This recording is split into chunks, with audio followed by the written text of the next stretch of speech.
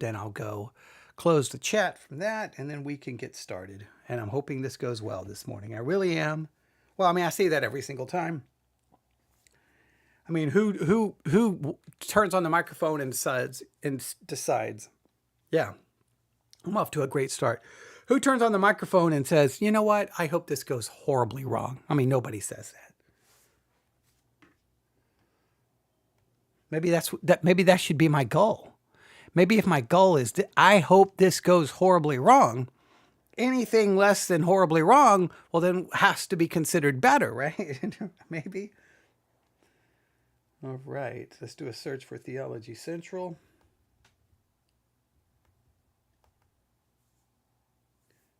All right, here we go. Anything less than horribly wrong.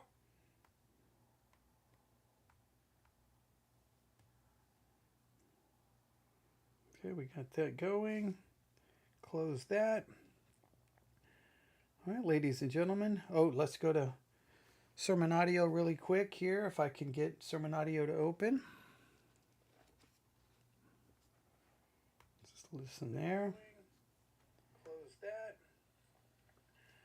All right, ladies and gentlemen. Oh, let's go to Sermon Audio. Okay, I think I have everything ready to go. Quick here, if I can get Why is that not working? Okay, there we go. That was all weird, but I think it's all fixed.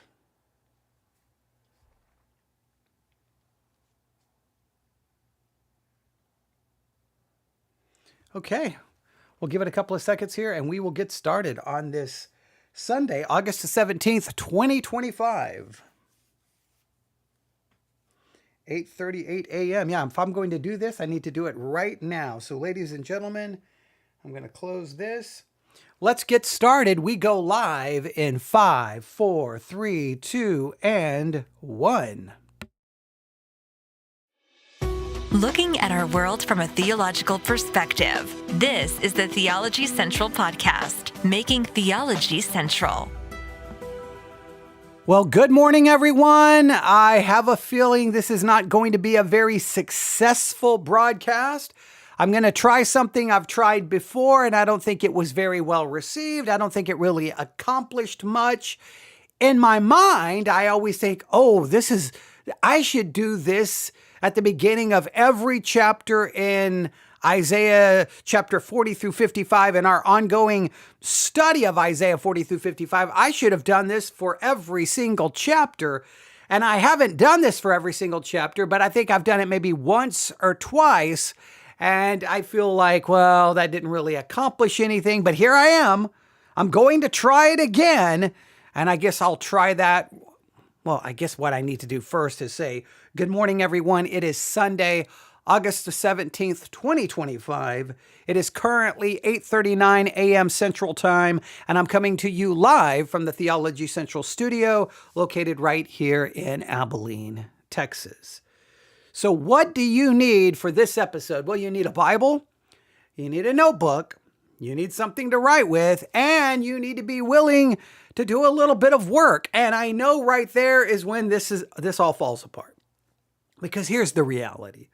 When people tune in to listen to a podcast, I think for the most part, people are not willing to be handed an assignment to go do some work. And we tried this with the Bible study exercises. I think we did. We had a number of people who would participate in the Bible study exercises. But for the most part, when I turn on the microphone and give people assignments, even when it's something in passing, hey, write this down, look this up, check this, do this. I think in most cases, people are not going to participate. They're just not. They see listening to a podcast as a very passive exercise versus an active one. They don't necessarily tune in to be given things to do, but I just feel like whenever you're dealing with theology and hermeneutics and Bible study, the goal really should be, and this should be even true in church, the goal from the pulpit, the goal from the microphone should be the same. Getting people in the pew, getting the people sitting on their couch to get up and to actually open a Bible, grab a notebook, and do some actual study. do some actual work. And for some weird reason, it is very difficult to motivate Christians. I know this sounds bizarre. It is difficult to motivate Christians to actually take a Bible and a notebook and do the work. And that's probably one of the most frustrating things in not only my Christian life, but I think especially in my life as trying to minister to people, is like, how do you get people to actually do something, to actually do work? Everyone is so quick to have an opinion. Everyone is so quick to have an interpretation, but nobody wants to take all of the time and effort that's required to do what's necessary for good Bible study. So what we're going to do in this episode is I'm going to try to make it relatively quick. I'm going to give you some observational assignments, observational exercise on Isaiah chapter 45. Now, as you know, we started our work in Isaiah 40 through 55 in October of 2024. So from October 2024 to now, today is August the 17th, 2025, we have made it from Isaiah 40 to Isaiah, and today we begin Isaiah chapter 45. So you can see that is, are we moving too slow? Are we moving too fast? I think I'm not going to sit there and judge the speed. I will say this. I think I can be pretty dogmatic on this. I don't think you're going to find another series on Isaiah 40 through 55 that has challenged the common interpretations, that has challenged the preaching that you typically hear in Isaiah 40 through 55. And I don't think you're not going to find anything that has done what we've done, that has challenged everything, that has questioned everything, that has put forth new interpretations. And I don't think you're going to find anything that has gone as in depth as we have on Isaiah 40 through 55. I think if you take everything we've done, at least in part, it has to be seen as a pretty beneficial series. I don't know if we can call something successful, but I think we have to refer to it as being at least beneficial. So I hope that is what at least some people have come to a conclusion with. I don't know. Maybe that's self-seeking. Maybe that's, I question maybe my motive in saying that, but at the same time, I think, if you can, one thing we have demonstrated over and over and over, all the sermons that I've reviewed on Isaiah 40 through 55, and those sermons obviously come from churches, that if you look at the way the church at large handles this section of scripture, and we've demonstrated this with a number of parts of the Bible, you can go to church, you can continue to keep one of those organizations operating, but the one thing you're not really getting is actually any in-depth study of things. So I think we've demonstrated that. And I know that's self-serving because that's me saying, well, on this podcast, we're doing it. But at the same time, I'm not going to sit there and pretend that, all the sermons on Isaiah 40 through 55 have been wonderful. No, the whole reason we started this series is because of how bad the sermons were on Isaiah 40 through 55. And through this series, we've only demonstrated that over and over and over and over and over, how bad it really is. So if it really is as bad as I've demonstrated, well, then I think what we have learned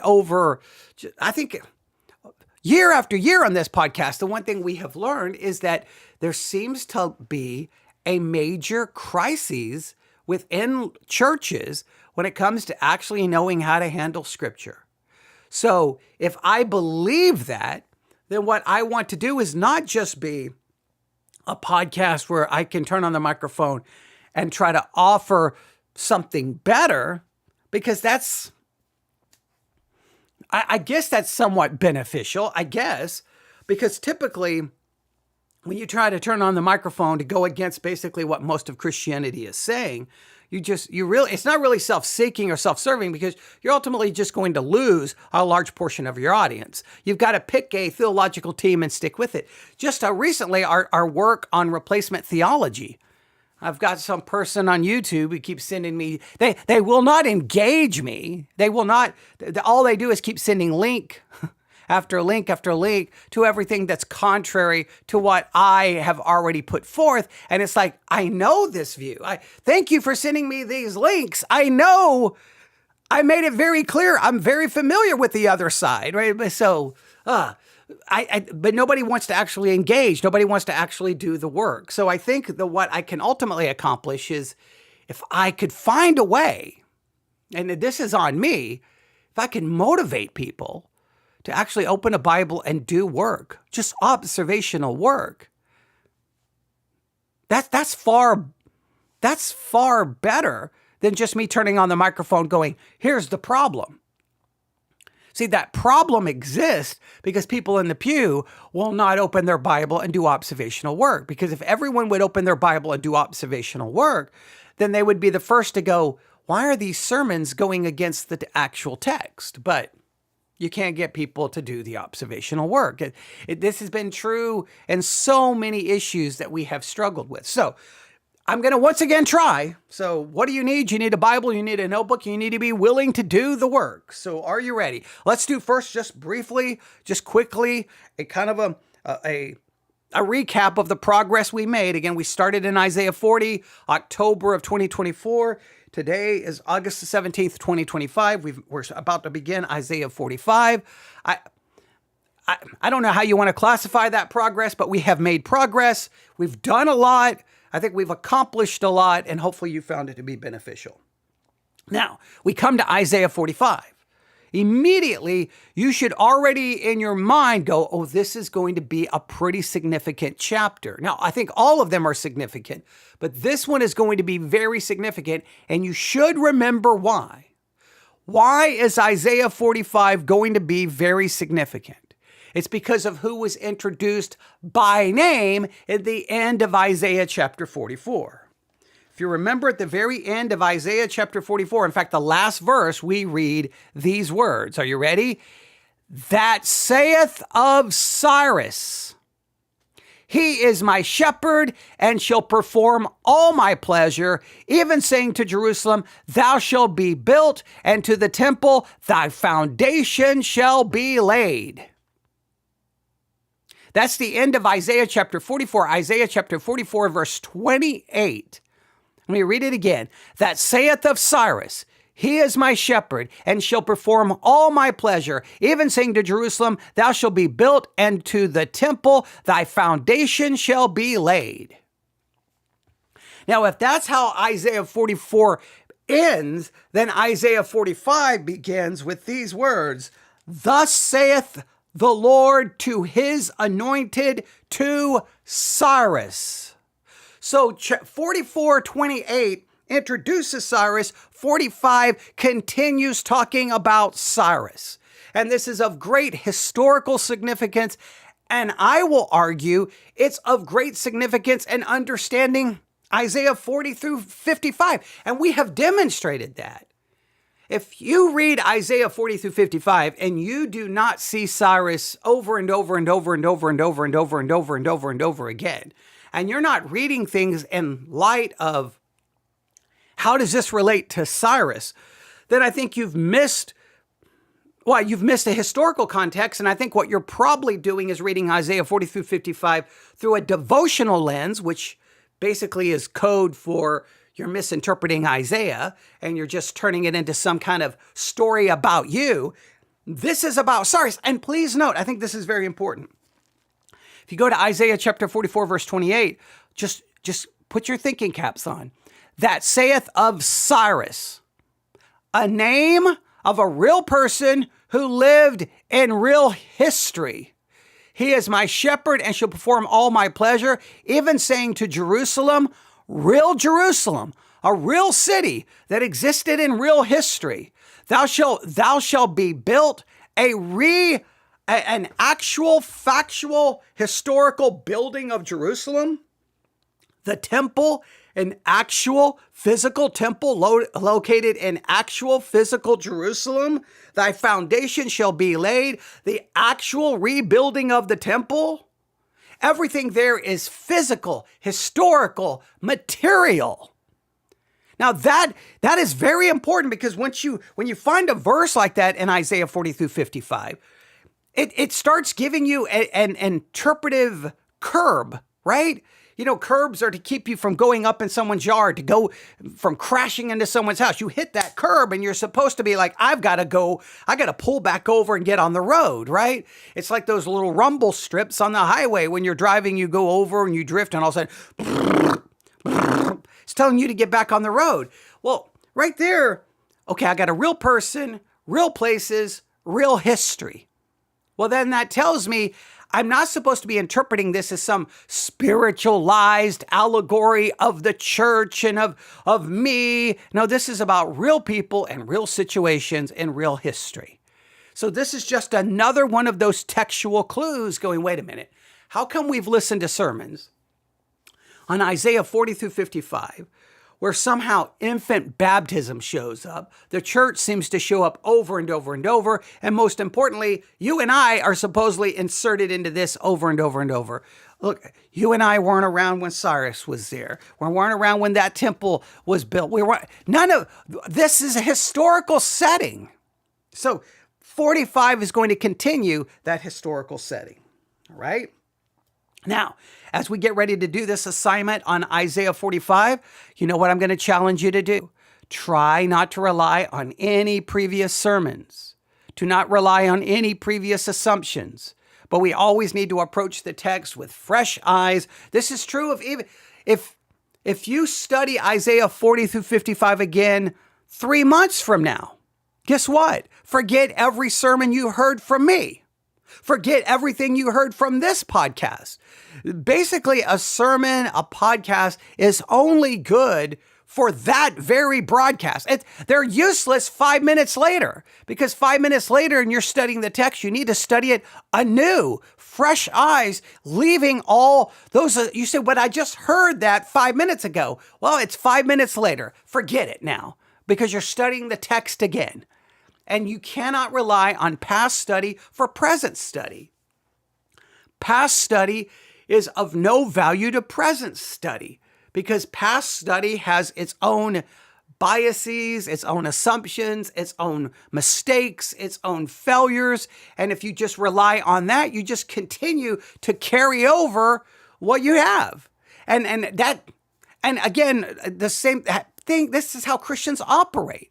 So I do some messages on replacement theology. Someone out there doesn't like it. Do they engage the text with me in real time? No. They go find previous messages that they have heard that support their previous view, and then they just send me links trying to basically say, you're wrong, these other messages are right. Well, wait, instead of relying on what you've heard in those previous messages, why don't you open a Bible and look at it anew? But no, nobody wants to play that game, because you pick your theological team, you follow your theological team, and you don't actually care the meaning of the text.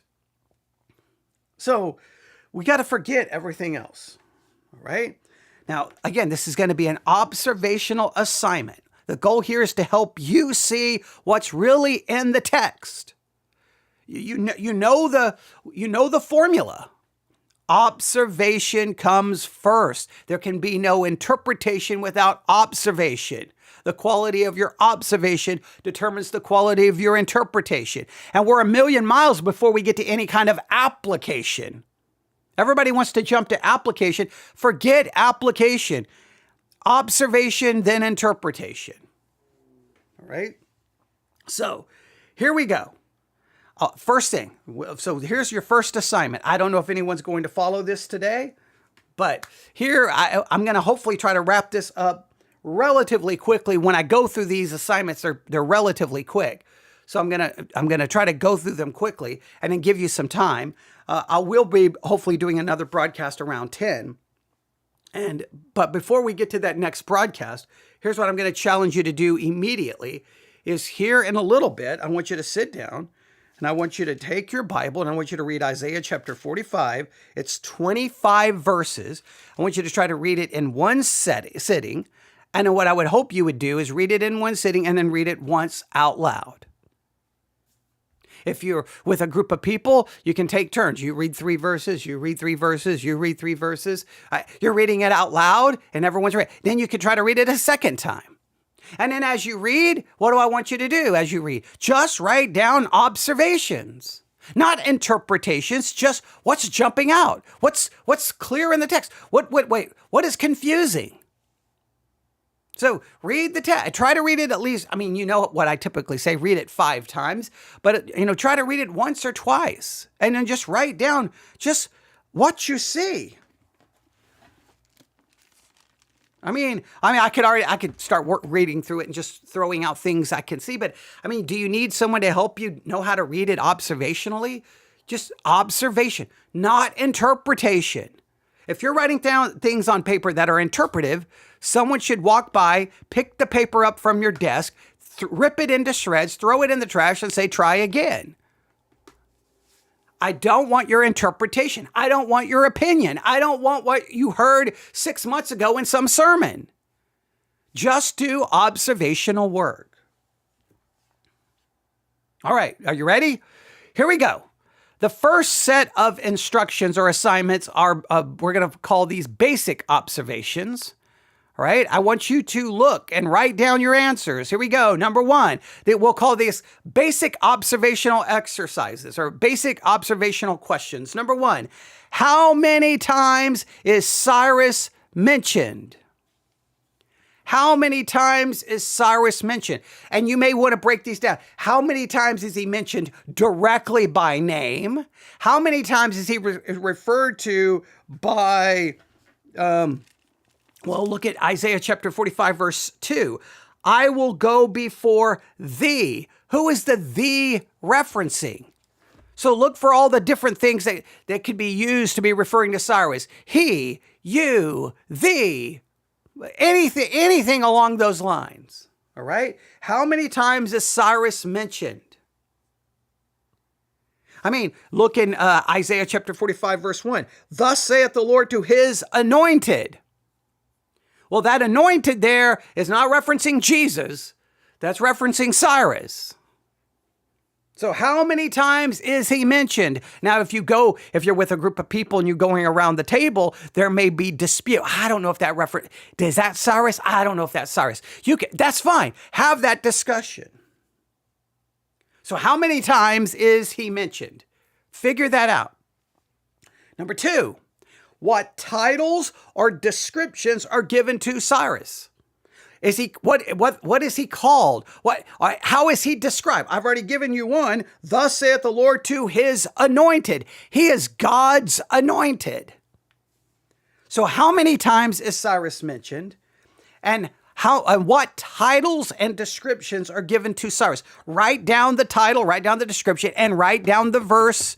So you can write down how many times Cyrus is mentioned, write down each reference. I'm not saying write out the verse, just put verse 1, 2 times, verse 2, 3, whatever the case may be. And then when you write down the titles and descriptions, write down the actual title, the actual description, and write down the reference.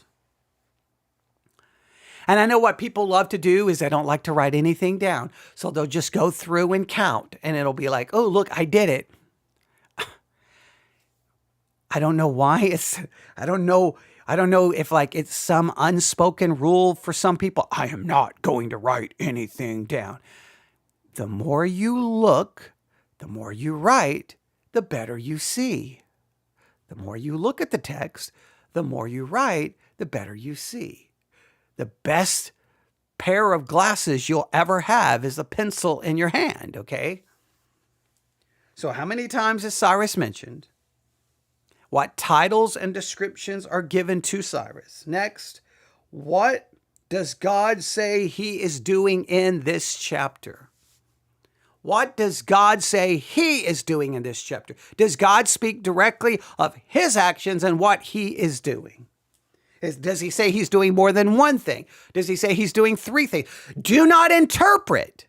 What does the text specifically say God is doing something? And what is the thing he is doing? Not you interpreting it. What does the text say? Next, what is said about Israel, about Jacob, Judah?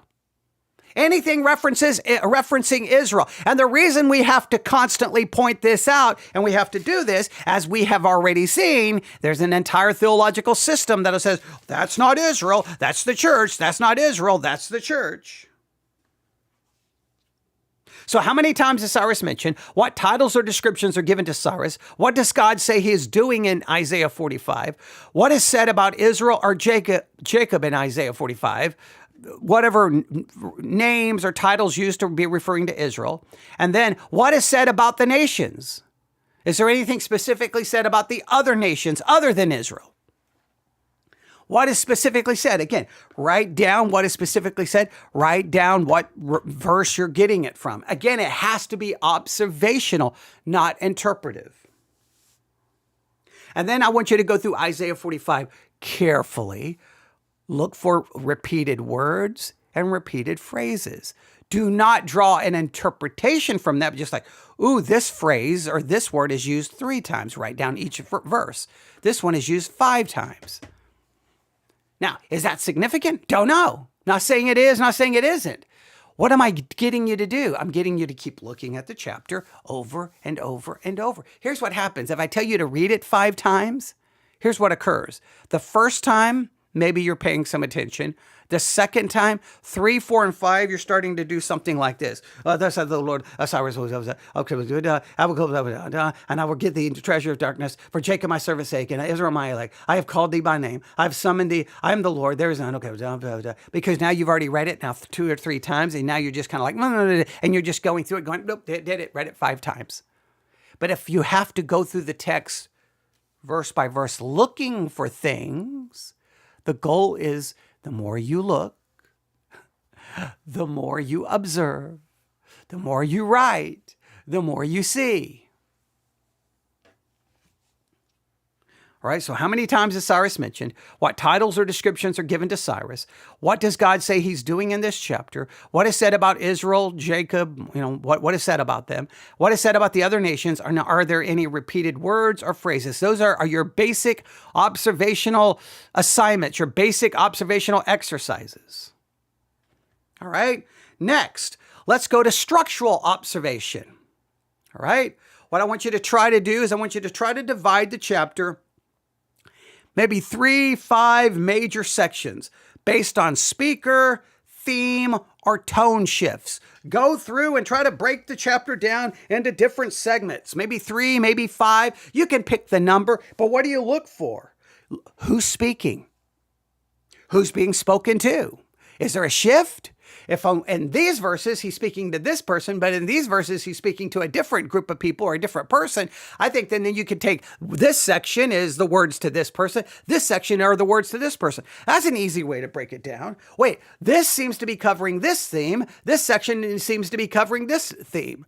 The different speaker and different speaker or different recipients can be a good indicator on where to divide it. Different theme can be a good indication where to divide it, or just a complete shift in tone. Well, this seems to be condemning. This seems to be encouraging. I think we can put this in 2 different sections. So divide the chapter into major sections and write down the sections. You could give the sections a name and you put down the verses. What am I getting you to do? I'm basically trying to get you to start work on an observational outline, which we will do at some point when we work on Isaiah 45.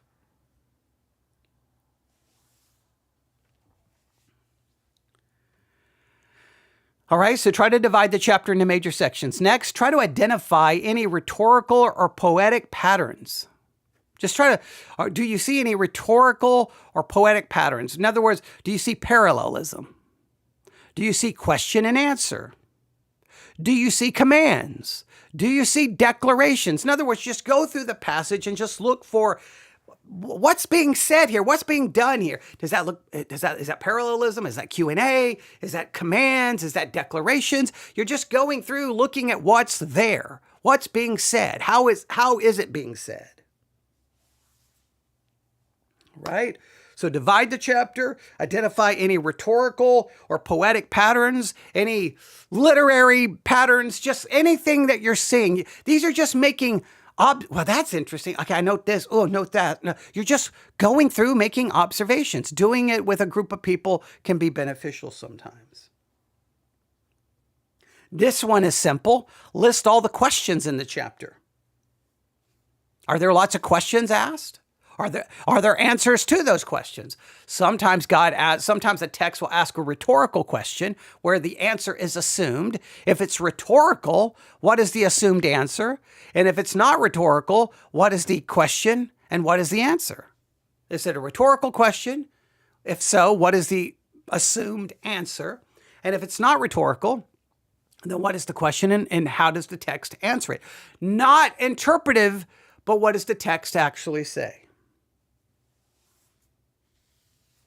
And then as you go through, try to note, when is the text addressing Cyrus and when is it addressing others? Now, you may already discover this and figuring out you're dividing the chapter into sections, but just do it again. Go back through 45 going, these verses, this verse, Cyrus, this verse, Israel, this verse, whomever. Just go through and who is being addressed.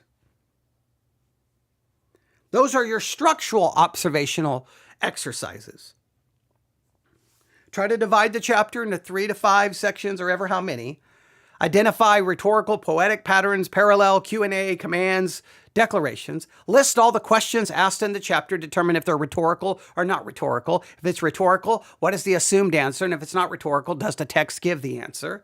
And then note when the chapter shifts from addressing Cyrus to addressing others. All right? Those are your structural observations. Next, your theological observations. All right? Do not interpret. I'm going to simply try to get you to list what the chapter clearly seems to be saying. These are theological observations from the text, all right? We've looked at your basic observations. We've looked at structural observations. Now I'm trying to get you to do theological observations. Go through the text. How is God identified and is any of his attributes listed? What does the text say about God? Don't interpret. What is it?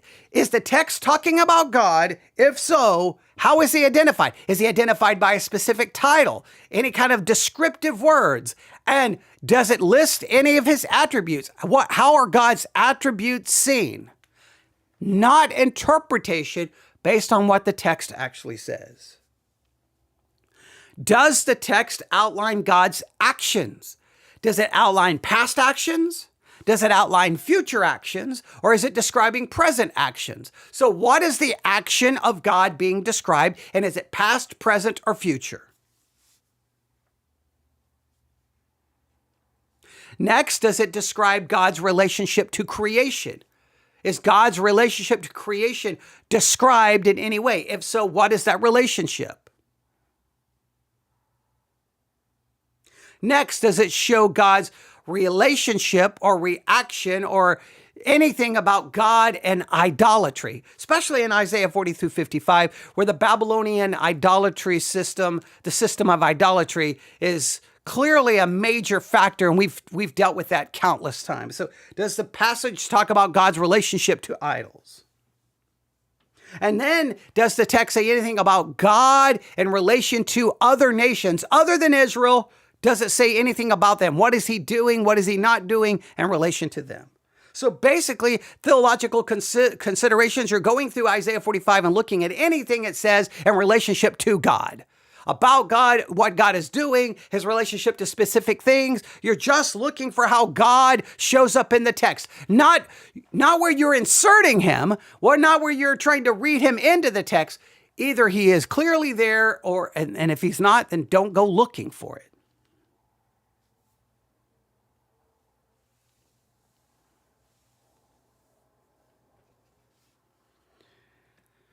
All right. And then we'll just call this some context clues. All right. This is kind of some bonus things to look for. All right. These are bonus things. Are you ready? Does the chapter assume the exile has already happened? Does it assume the exile has already happened? Is there any kind of assumption? What does it assume time references? Because we know this ultimately was written before the exile occurred, but is it writing as if the exile has already occurred? What is it assuming? Just because that's just trying to remind ourselves, wait a minute, this was written before the act, but it's speaking as if the act has already occurred, or it's already speaking as if the act is already over, or it's already speaking as if the return is already, well, it is, how is the text dealing with the exile, the captivity, and the return? Is it saying it in present tense, past tense, future tense? Does this chapter say anything about Babylon, or Babylonian idolatry? Does it say anything about Babylon, the nation? And does it say anything about idolatry or idol worship? Does it say it explicitly or does it say it implicitly?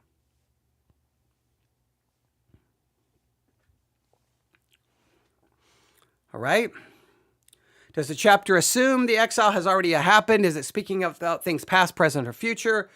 Does it say anything about Babylon, the nation? And does it say anything about idolatry and idol worship? And then next, does the chapter say anything that suggests salvation is going to come through someone unexpected? Let's state it that way. Does the chapter in any way seem to imply salvation is coming and it's coming through someone unexpected? Now, if you've been paying any attention to our series through Isaiah 40 through 55, you already know the answer to this. But find where Isaiah 45 specifically seems to indicate salvation is coming, and it's coming through someone unexpected. Because if I was just to go into any church and say, Isaiah 45 speaks of salvation coming, who does Isaiah 45 say salvation is coming through? And almost everyone in church will say, Jesus!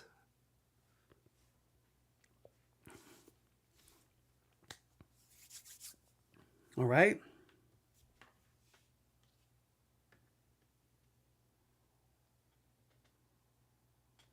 So the goal here is to go through Isaiah 45 carefully, verse by verse, over and over and over, trying to accomplish these observational exercises, these observational assignments.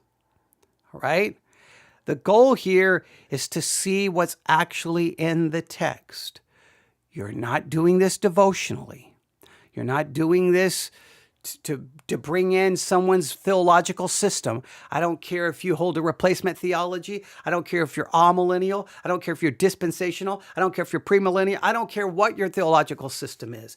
The one thing everyone should be able to do within Christendom is everyone should be able to open the Bible and observe what's in the text without bringing in any of their theological interpretations or their theological systems. If we could accomplish that, if every church could create a large number of people who have the skill to open their Bible and just go through the text observationally, without worrying about doctrinal systems, theological systems, without worrying about hermeneutical systems, just be able to go through the text and go, here's what's actually here, the end. I'm not saying this would fix all of the problems, but man, can you imagine millions of Christians all agreeing on what the text actually says by the words that are actually used? Because one of the thing that probably is the most discouraging thing to me about Christianity is you can take two people, open up a text of scripture, and they both will say, this is what's in that chapter. And you look at them and you want to scream because you're like, how are you seeing any of those things in the chapter? I think you're both out of your ever-living mind. None of those things you're talking about are there. We literally listened to a sermon where someone found infant baptism, and was it Isaiah 43? Like, what are you talking about?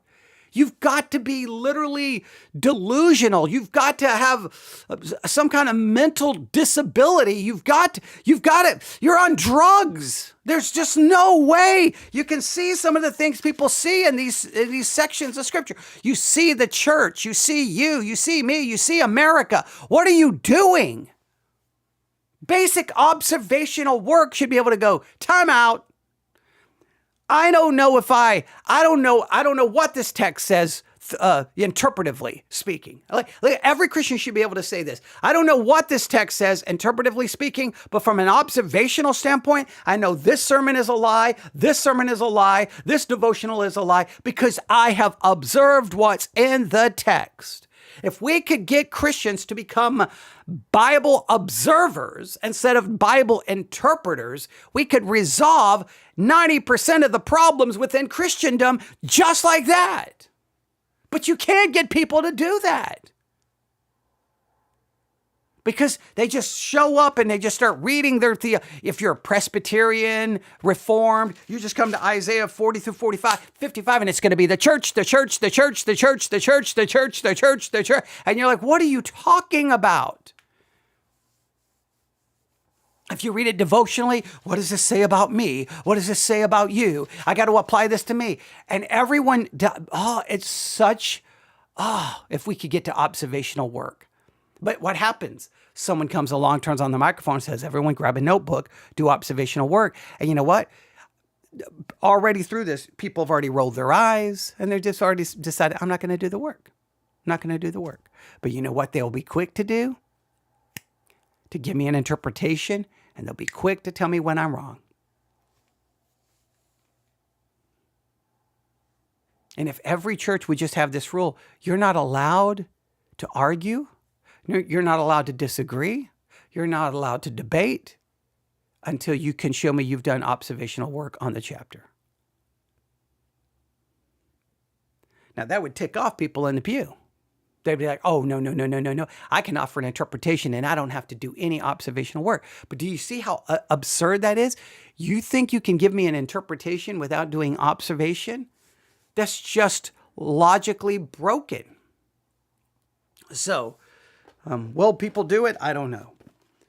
And you say, well, some of that just seems, I know what some of you are saying, some of it seems redundant. Some of it seems like a waste of time. No, the goal is, even if it's the most easiest thing I'm giving you to look for, I'm making you open the Bible and look through the text to find it. The goal isn't necessarily the finding of the thing I'm asking you to find. The goal is you looking to find it, because it makes you keep looking at the chapter over and over and over. And the more you're looking for A, you may find out that you're discovering B, C, D, E, F, G. And then the next time you hear a sermon on Isaiah 45, you can be like, wait, I spent an hour, 2 hours doing observational work. Where in the world did you just discover that? And once that happens, then we've accomplished something. All right, there's your observational work. I've given you basic observation questions, basic observational exercises, structural observational exercises, theological observation, and I kind of gave you some bonus questions for kind of like trying to find context. Those context questions aren't the best, but I was trying to find some way to get you back into the text. All right, I'll stop right there. The goal is to start again here in a little bit. So I'll try to start as close to 10 as possible. Maybe I'll start earlier. I don't know. But we're going to do some more work on Isaiah 45, and we'll start that soon. Thanks for listening. Get to work. Pull out your notebook. And if I don't start at 10, just keep working on the observational exercises. All right, thanks for listening. God bless.